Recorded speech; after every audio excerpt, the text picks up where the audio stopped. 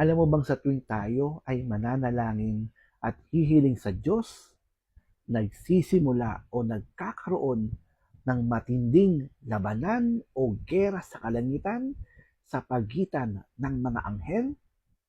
Ito rin ang isang dahilan kung bakit madalas natatagalang dumating ang kasagutang hinihiling natin sa Diyos. Kahit na alam naman natin na siya mismo ang nagsabi na tayo ay magdasal, humiling, at kanya itong tutuparin sa tamang panahon. Alam niyo kung bakit nadidali ito? Ito ay nakasulat mismo sa Book of Daniel kay Propeta Daniel. Nung siya ay minsan humingi ng panalangin sa Diyos para sa kanyang bayan, tumagal ito ng 21 days bago niya ma-receive o matanggap ang kasagutan.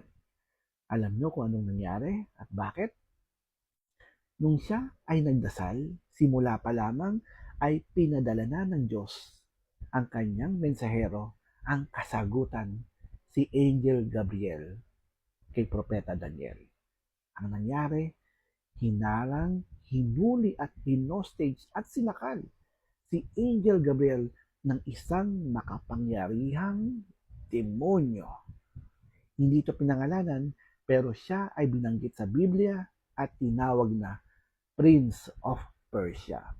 Hindi siya literal na prinsipe ng Persia, siya ang kumukontrol lamang sa hari ng Persia at naghahasik ng kaguluhan, kasakiman, kasamaan, at gera sa paligid.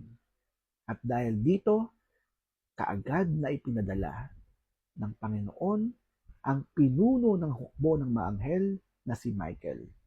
Nung sila ay nagpang-abot, nagkaroon ng matinding labanan o gera sa kalangitan. Umabot ito ng 21 days bago natalo ni Archangel Michael ang demonyong anghel na Prince of Persia.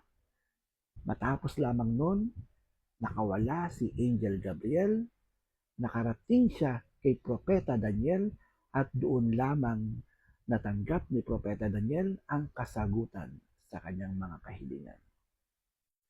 Sana po nagustuhan nyo ang aking kwento na mababasa nyo rin sa Book of Daniel sa ating Biblia. Kaya sa susunod, kung madedelay ang mga kasugutang hinihiling nyo sa ating Diyos, alalahanin nyo ang labanan sa langit sa tuwing tayo ay magdarasal. Hanggang sa muli, Brother Paul po, God bless sa inyo. Palagian po tayong magdarasal. God bless.